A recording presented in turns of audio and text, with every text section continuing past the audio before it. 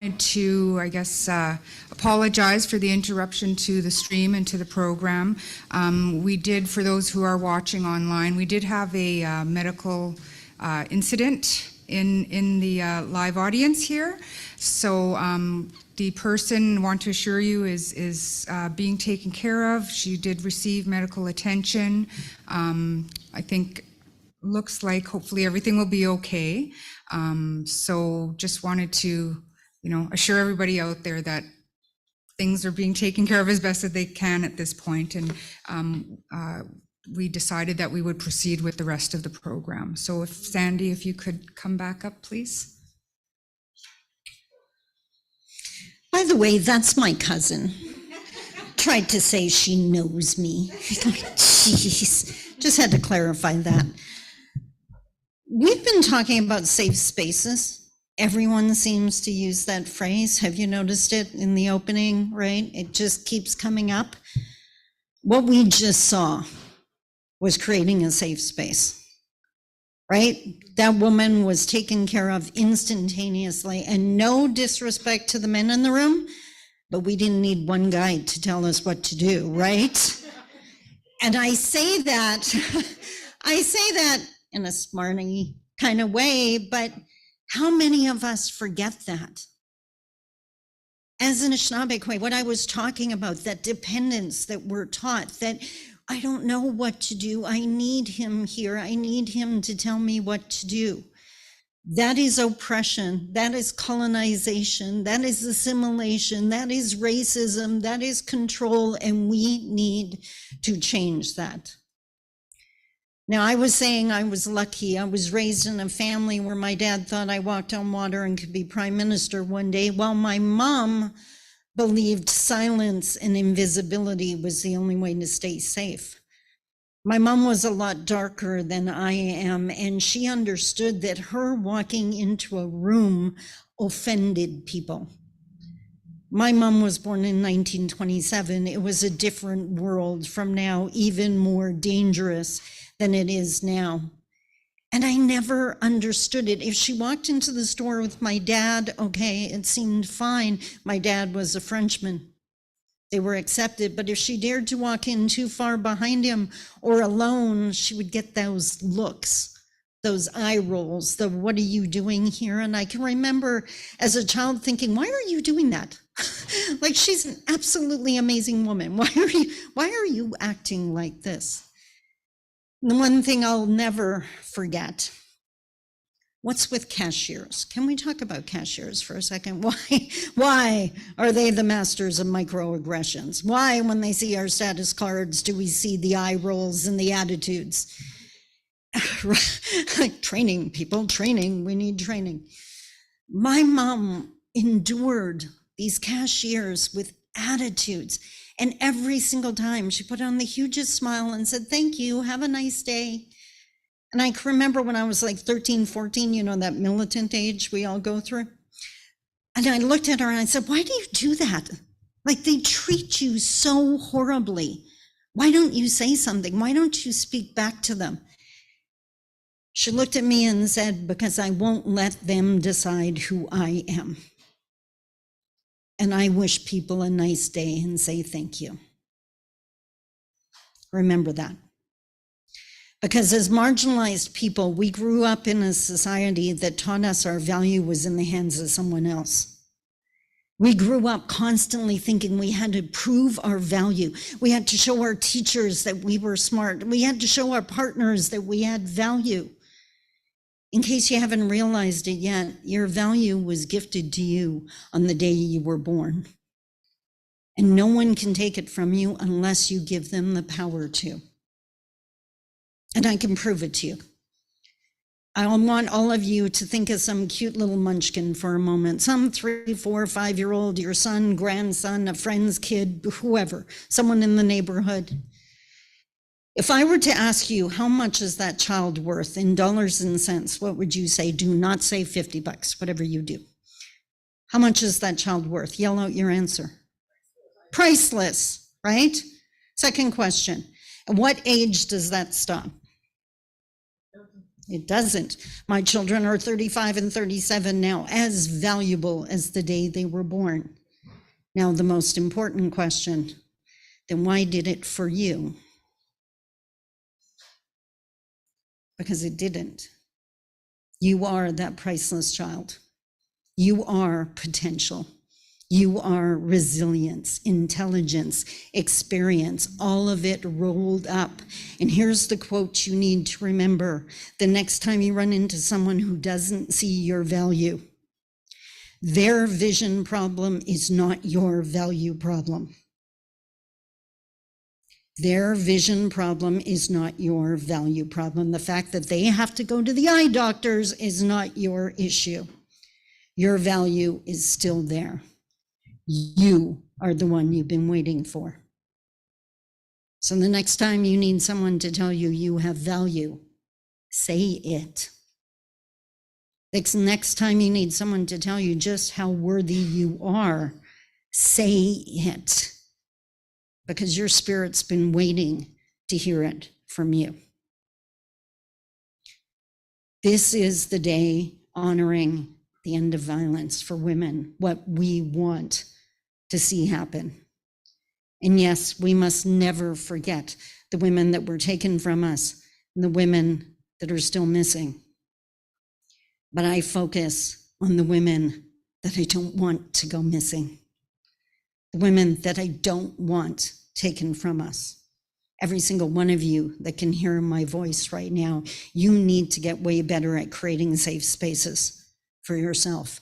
I am a 10-year domestic abuse survivor.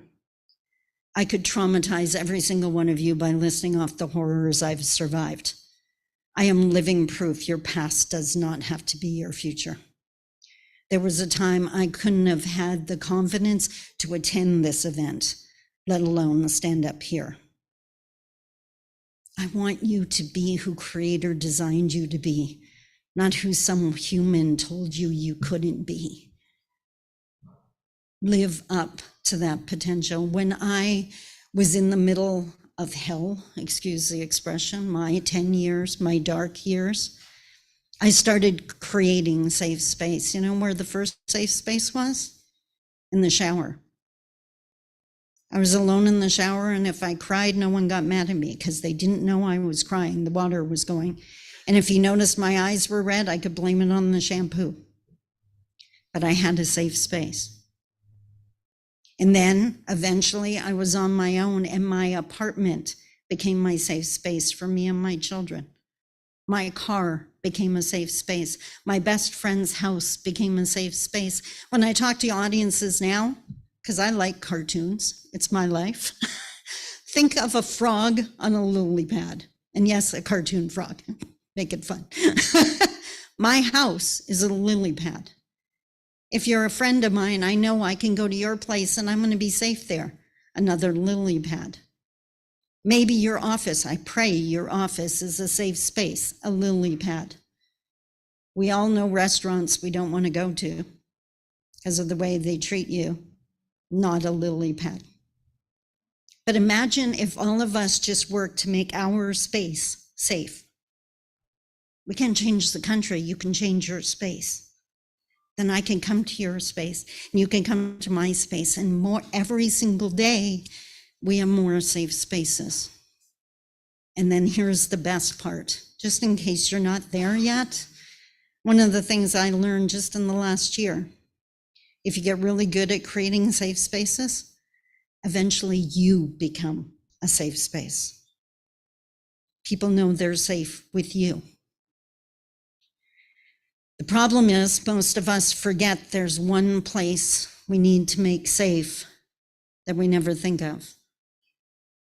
In our own minds, the voice in our head, the one that is so good at saying all the horrible things that we could never say out loud because our best friend would kill us for saying it. Change that voice. The mistake is thinking that you're a slave to it. You actually control that voice. Don't tell yourself you're stupid. Remind yourself you're tired. Don't get mad at yourself for making 3 mistakes. Remind yourself to slow down. Be kind to you. In closing, I'm going to leave you with the teaching my mom used to always say. And I didn't realize the power of her words until very recently. We teach other people how to treat us. It's not about how we treat them. It's about how we treat us. If you want people to be kind to you, they have to see you being kind to you. If you want them to respect you, they need to see you respecting yourself. And if you want them to listen to your boundaries, listen to your boundaries. Because if you're one of those women, and there's way too many of you, I'm not one. I don't think I've ever been one, but if you're one of those women who put yourself last and think for some reason being a martyr is a great idea, and then you're surprised other people do, change what you're teaching them. The great part is the power is with you. It starts with you. You can change this. I did, you can too. And we all deserve love, respect, and safe spaces. Miigwech.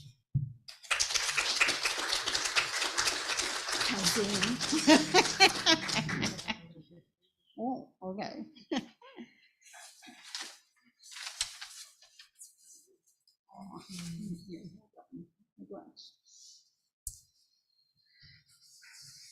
Thank you for that, Sandy. Very inspiring. I don't have a lot of words to say either. I'm not a big public speaker myself, but appreciate you coming to join us today. We had put out a request for a few of our, some of the organizations and different people that we interact with and work with, just to share a few words by video, so that we could, I didn't get as many responses back in time as I had hoped, but we did receive a couple. So we'd like to just play those quickly now, if we could.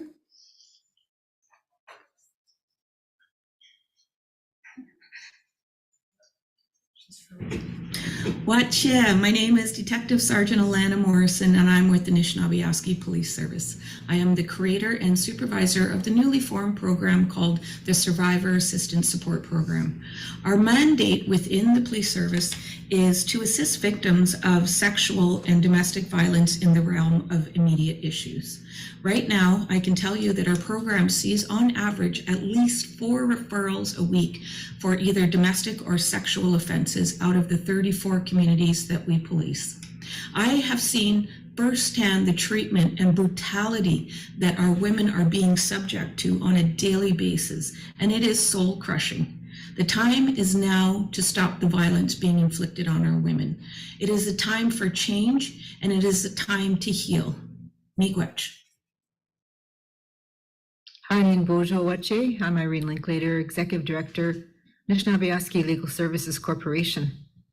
On the prevention and elimination of violence against women, it is important, I believe, to look at the impact to the child and the youth and the lifelong consequences, and to see how we can turn to our ways, Anishinaabe ways of Minipimatiziwan, to begin to have early intervention in the teachings that come from Anishinaabe people ways, and that it helps us to learn about how to be strong and to be caring and to be kind and to help each other. And from that, our children also learn to be able to follow that path of life in a good way. And that is our Minipimatiziwan. Miigwech.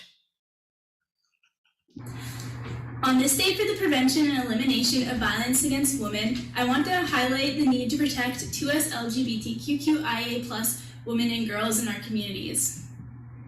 The safety and well-being of trans women is especially on my mind right now, given the recent tragic events that happened south of the border. Destigmatizing 2S LGBTQIA+ identities is crucial to ending violence against women and girls. It's really important that all of us commit to supporting 2S LGBTQIA+ women and girls in our communities. Miigwech.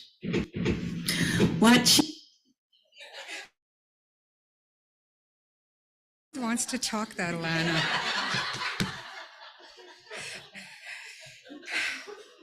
I'd like to thank the people who took the time to send in those video snippets. We'll probably keep using them in the future down the road. So we'll get lots of people to listen to you, Alana.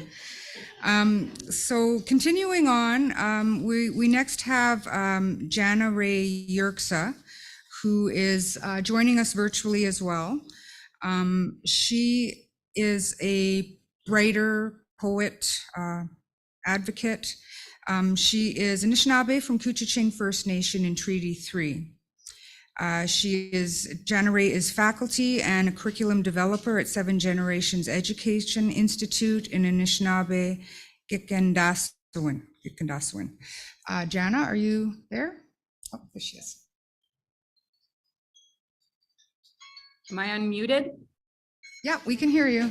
Okay, you could hear me. Bonjour, everybody. Mishiki b'nei Sikindago, Name Nidodem, Kuchiching Nidonji. I'm zooming into, I just wanted to start by sending my sincere condolences to Terry on the loss of your son, Thomas. I knew him and went to high school with him. And I also wanted to thank Loretta for asking me to be part of this. This day is so important, and the violence we experience as Indigenous women is something that, like Sandy said, we all live with, that I pay attention to. And so I'm going to participate today by sharing some poetry. And, for me, writing has always been an outlet. I know Sandy spoke about colonization, and, we still very much live amidst those realities. And so for me, poetry has been one of the ways that helped me to live, survive, to be free, to dream of different worlds. And so I want to take you on a little bit of a journey with my poetry writing. Some of it can be heavy, it could be triggering, but I really believe that there's beauty in being able to name the darkness that we live with, because colonialism never wanted us to do that. And so I shall begin. I feel a little bit awkward because I can't see the room. I don't know who I'm speaking to, but here we go. You can hear me good, eh, Loretta? Yeah? Okay. So this first poem that I'm going to read is called Crazy Making Colonialism.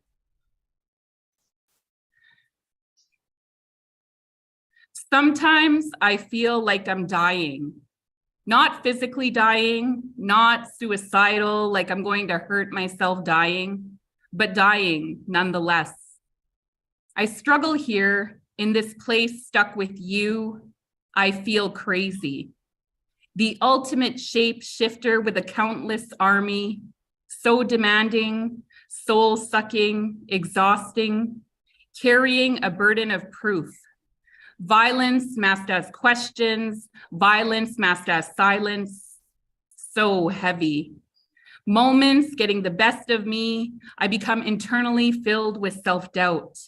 A constant replay of my interactions with you, lying to myself, lying to survive, the colonial lies we tell ourselves.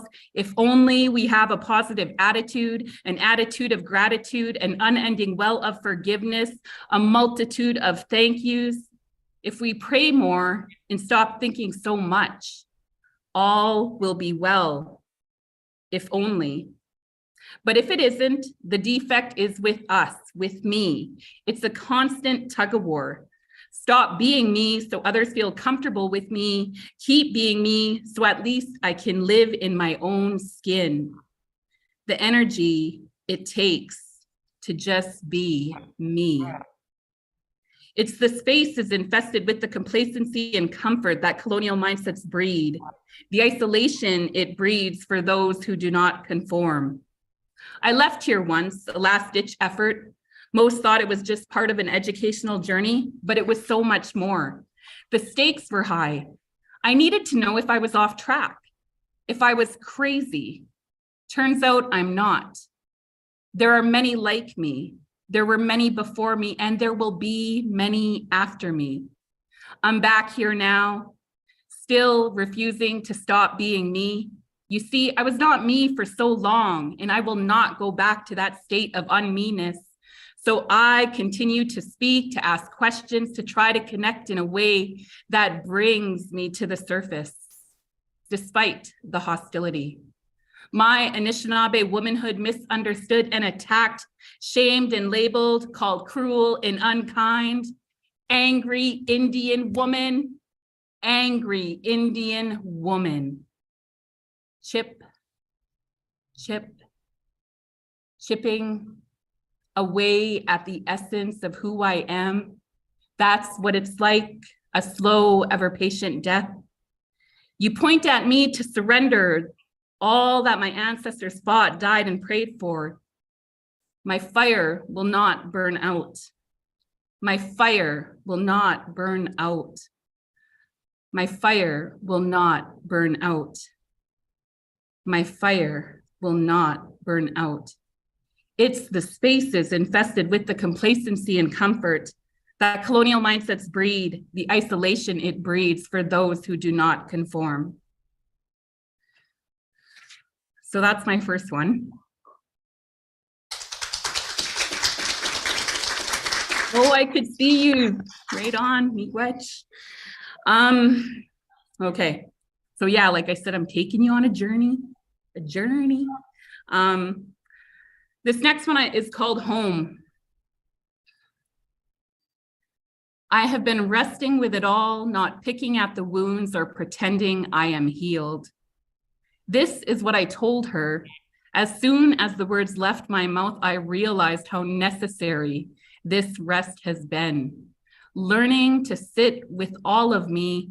Don't get me wrong. I was not always alone in the storm, but some journeys we must finish only with ourselves. Otherwise, we wouldn't have the courage to take them.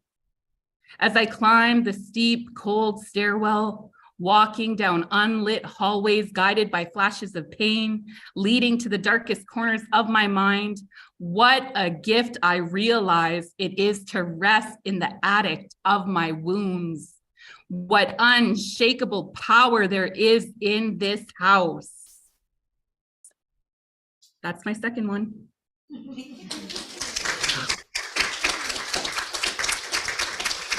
Oh, there's Rosie. Okay. Ooh, you know, I really wanted to honor the lives we live as Indigenous women, all of our experiences with all types of violence. Yeah, so this one, sometimes my poems are meant to be read and sometimes they're just meant to be heard. But this one, I'm gonna read it, although it's meant to be read. It's called Time Stuck Trauma. 4, molested. 14, raped. 19, raped again. 37, I don't know how to let him touch me, even though he loves me. How do I learn this body is mine when their hands were all over me? That's the first time I read that one.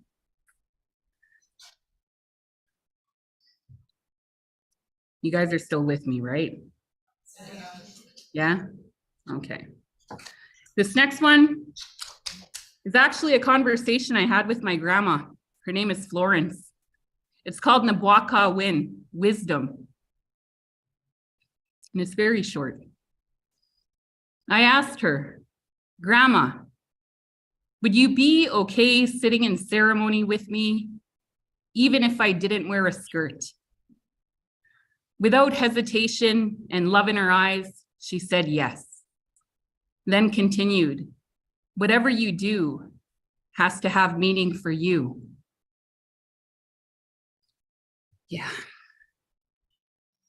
And I wrote that one because, you know, we talk about creating safe spaces and You know, that includes safe spaces for us in ceremony.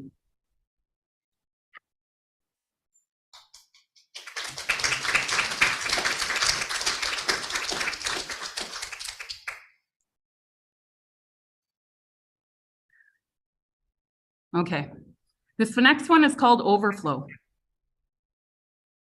While everyone else is following the leader, you're just trying to dance to the music in your own head, whether it be your smile, your laughter, your brilliance, your questions, your confidence, your realness, your honesty, your strength. Woman, the truth is, sometimes you are going to be too much for some people. Don't take their reactions personally, internalizing it, allowing it to feed the scar tissue from old wounds, conjuring painful memories of rejection, of shame gifted to you that you've been holding on to mean something is wrong with you. Even back then, none of that was about you, girl. No matter the reason, they just couldn't appreciate your music. Don't allow the flare-up to trick you into believing that your worth is determined by another's approval. Stop shrinking for others' comfort, making yourself less because they were not enough. Never be ashamed of choosing yourself. Instead, breathe. Walk away from all that demand you to be less of yourself. Let go without regret of that which does not hold on to you with gratitude. Dig deep within yourself as you have many times before, resting into the love and compassion that is always inherently available within. Love, love, love. Continue to fill yourself up with all of who you are, so much so that you cannot be contained. Your own favorite song. And when other girls see you, they will remember you, knowing it's okay to be too much for others too.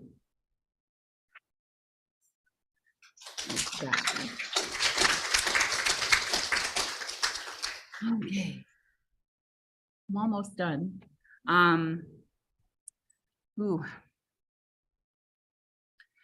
This one is called Rear View. I forgive you, releasing us both of waiting and expecting wrongs that could not be righted, clearing room, preparing to be free, of hurt that turned to anger, that turned to resentment. I got used to cradling it all so tightly, the only thing I could see left of me, so I held on. A twisted way to say, I am important. Finally thankful that being a contortionist was enough to get me here. Take care. You know, I think as Indigenous women, we all experience hurt, and forgiveness is part of our healing too, however we get there. And sometimes that's just letting go. Whew. So this next one is called Art.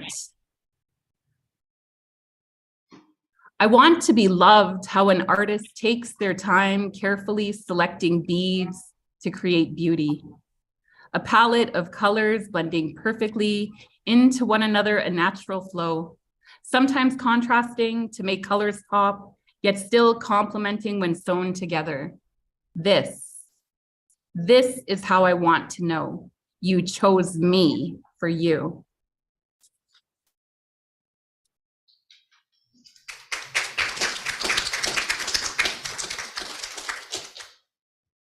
Okay, so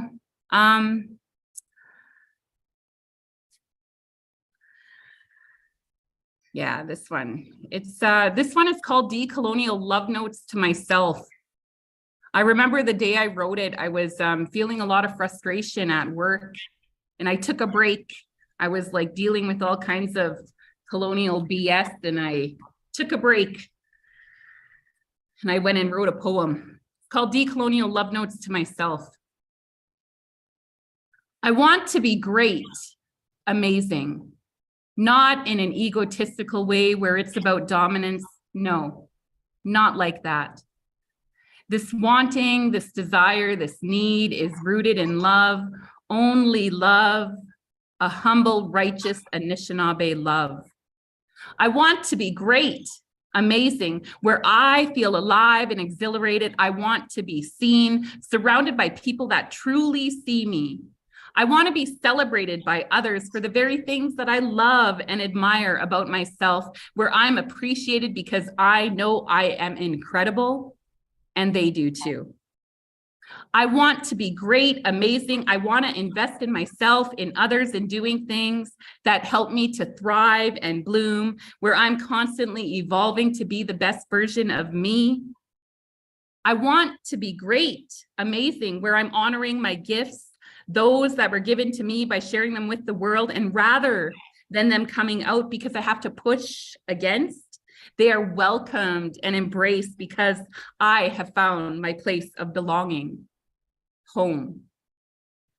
I want to be great, amazing, where I'm not scared to say this, that I want to be great and amazing, where it's okay for me to say this out loud and not be misinterpreted, because this is what I strive for, greatness. You feel me? Where it's okay to be great and amazing because that is what I am, great and amazing.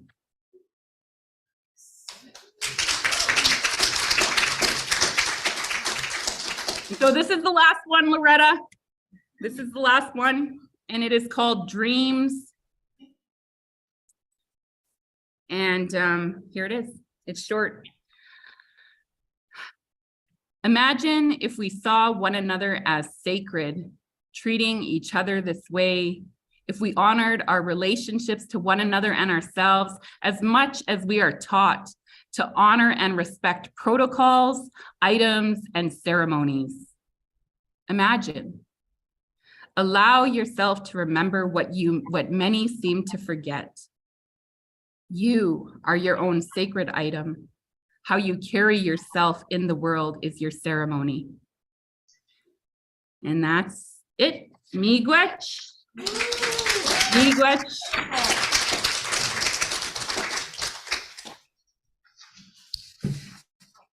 Thank you so much, Jana Ray. That was great. Very inspiring words.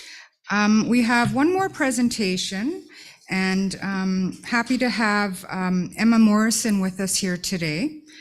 Emma is from Chapleau, Ontario, and a proud member of Chapleau Cree First Nation in Treaty 9 territory. In 2017, at the age of 17, she entered her first pageant and won the crown of Miss Teen North Ontario. Emma then went on to become the first ever Indigenous person to win Miss Teenage Canada in August of 2017. Now 22 years old, Emma was crowned Miss World Canada on November 13th, less than 2 weeks ago. Come on up, Emma.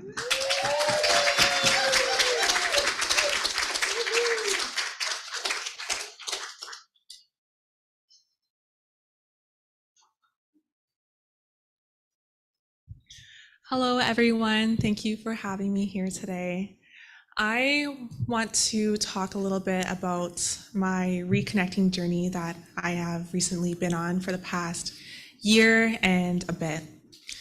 And this began May of 2021. I and a lot of First Nations peoples here in Canada and First Nations communities was severely affected by the events that was unfolded at Kamloops Residential School. This was when the 215 unmarked graves were discovered. And I remember feeling so angry. I remember thinking to myself and asking, how could this happen here in this country? 215 unmarked graves were meant to never be found, filled with children who attended residential school. I was heartbroken. And shortly after, I discovered, from talking to my family, that my Gukum, who went to residential school, she also had brothers and sisters who went to school with her as well. And they also never returned home. I was so mad, so angry, and so disappointed that this happened here in Canada. This is when I decided to reconnect to my culture as an Indigenous woman, a proud Cree woman. And this is when I started walking the red path, and I began falling in love with connecting to my culture through traditional customs such as beading and sewing ribbon skirts. And I began realizing through teachings that it's important to live a sober lifestyle while beading and sewing. And this is something that I picked up. And so I felt that it was more a responsibility of mine to sew and bead with a sober lifestyle. That was just the choice that I decided to live. And so last week, I actually celebrated 10 months being completely alcohol free.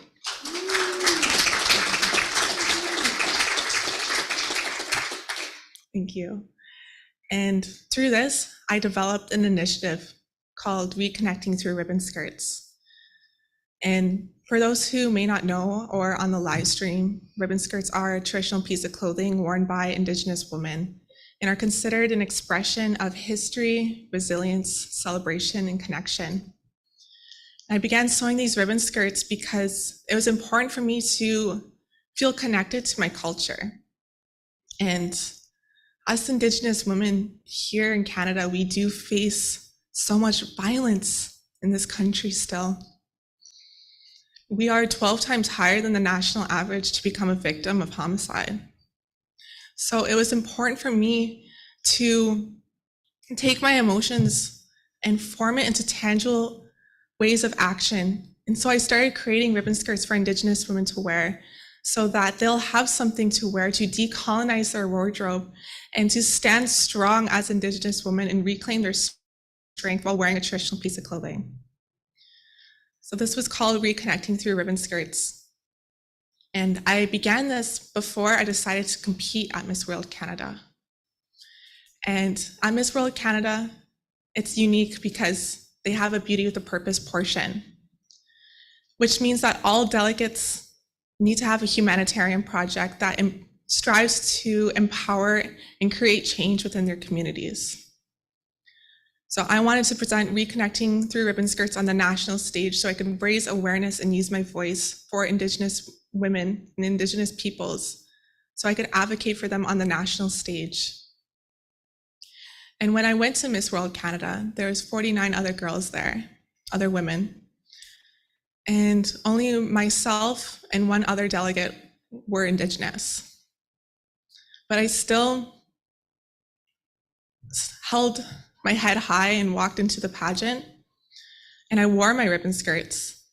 I wore a ribbon dress, and I spoke about my platform and Beauty with a Purpose, and I presented it to the judges. And on the final night, along with being crowned Miss World Canada, I was also awarded Miss Beauty with a Purpose with the recognition of my ribbon skirt project I developed. And as the reigning Miss World Canada, I will continue to raise my voice for Indigenous women and Indigenous peoples and continue my Reconnecting Through Ribbon Skirts and present this on the international stage at Miss World next year. To continue to be that voice of advocacy. I've always had a voice, but now with this platform, I'm able to bring that Indigenous voice to this organization. So thank you for having me here today. I'm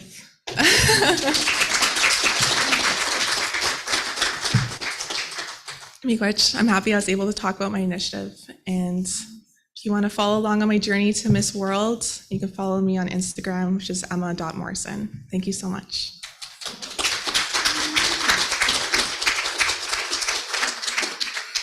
Thank you, Emma. It's very inspiring to see a young person like that, just, giving everything she has of herself to making our issues and our rights known. Our young people are very important, you know, as much as we want to teach them, they also need to lead the way. So I think Emma is doing a great job in doing that. That brings us to the end of our formal program. We have, like I mentioned before, we do have soup and bannock and some munchies in the back. I don't think I have anything else I really need to say right now. We do have, oh, again, I want to call attention to the fact that we have bags there with some goodies. We also have extra goodies if you want to grab a few extra things for people you might know, lots of buttons and stickers and candles and whatnot. So we'll just have everyone line up at the back there. We have our table set out, and maybe we'll ask if we could ask, would one of ladies be comfortable saying a prayer before, or are we doing it? You want to do it now? Or we can do it after. Yeah, okay. So we'll just have our, you know, everybody can grab their lunch, and then you're free to mingle. Thank you.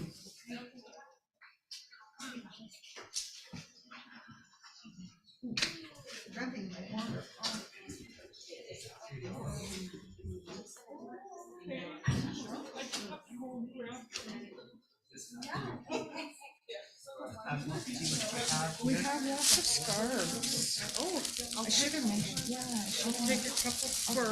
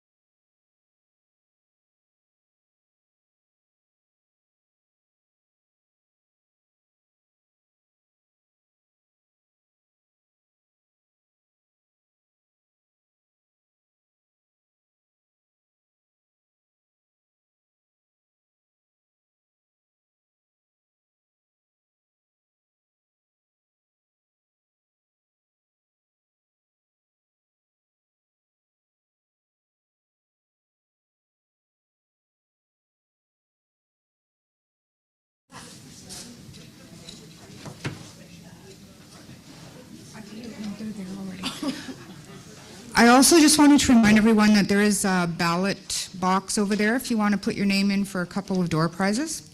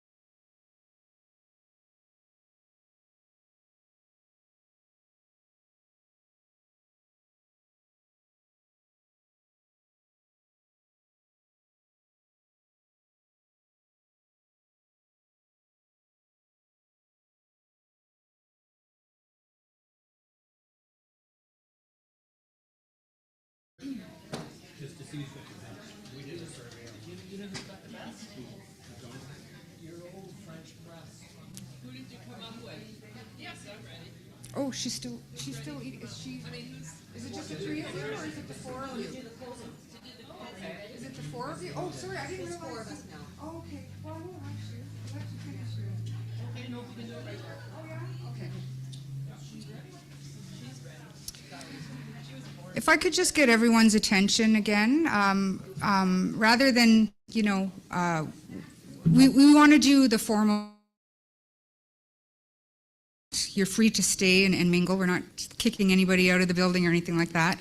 I just wanted to thank everybody who took the time to attend today. I also wanted to thank, of course, all of our speakers and guests, as well as I'd like to thank NAN, the organization, for allowing us to gather here like this today. As Melinda said, it's sort of the first time where we've had a lot of outside visitors, so it's been nice.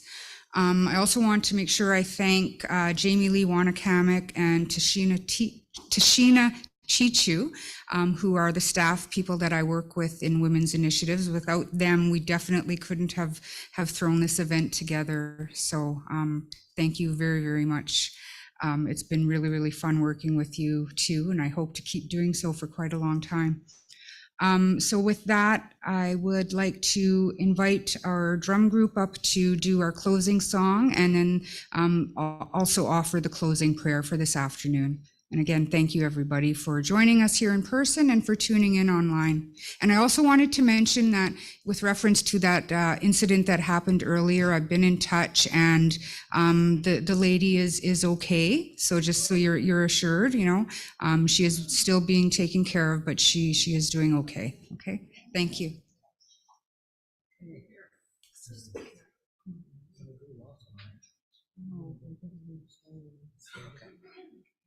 Okay, you can start it. Yeah, I'm gonna stand on this side. Okay. Bonjour. As you can see, we have one of our other drum group women join us, Charlene Bordeaux. And I'm not sure if I remember when I introduced myself in the language, I don't remember if I told you what my given birth name is. So I'm going to tell you that now. It's Sheila DeCourt. And again, we're very much honored to be able to be here for this special event and sharing our songs that we've been given. And so the closing song that we're going to do, I think, is really appropriate for today, and that's the Strong Woman song, because we are very strong women. And I have to say, it was a real honor to have Miss Canada here with us. And I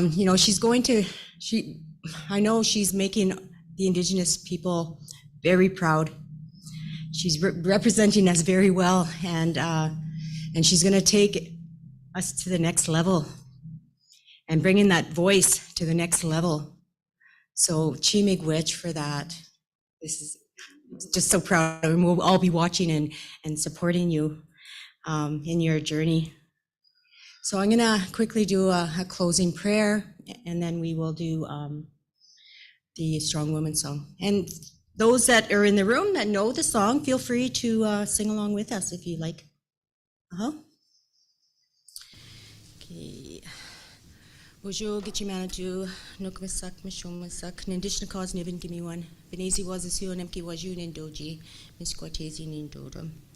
Giga Simoke, Migwich Gamatkos. Migwich and Nemki Waju, Migwich and Nani Bijou, Migwich and Ishinabi Gitchigami. Migwich, Mama Aki, Mashkiki Asema, Mashkade, Wingwash, Kishkandag. Migwich Wabno, Shawano, Nigabi Winong, Giwe Denong. Migwich Nuda, Migwich Nibi Wabo, Mino Bedazowin. Migwich Ishkaming, Migwich Giwe Denong, Anong. Migwich Dodamug. Migwich Nungam.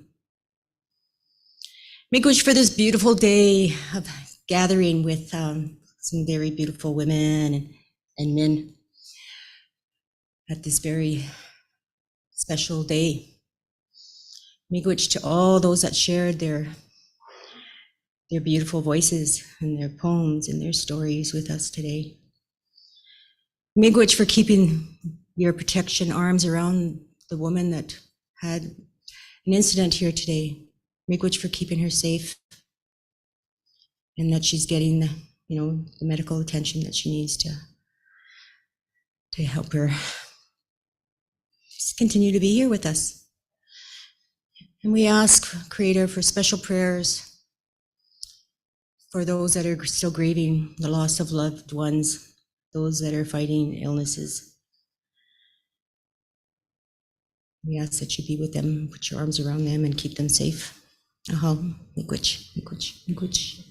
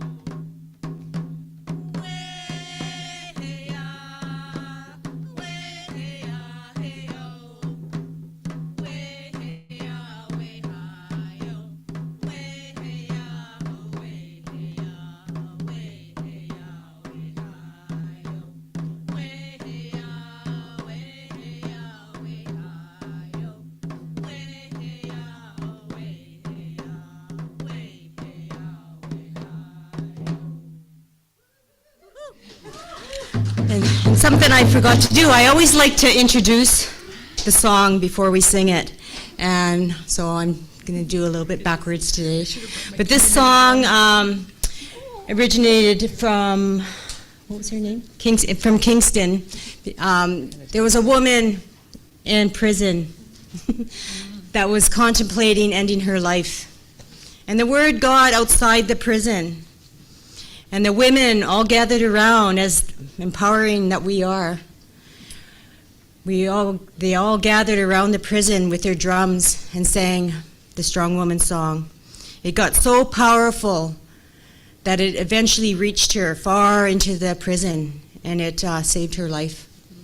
So we got to continue as women to stand up for one another and support one another. And we'll only get stronger by doing this. Aho, miigwech.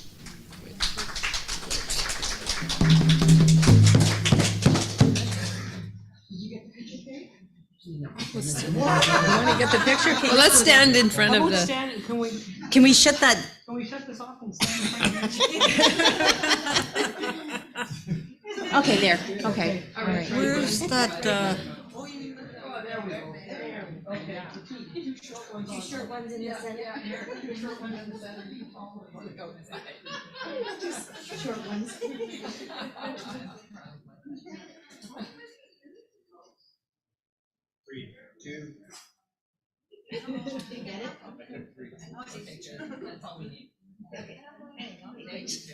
Meg, which?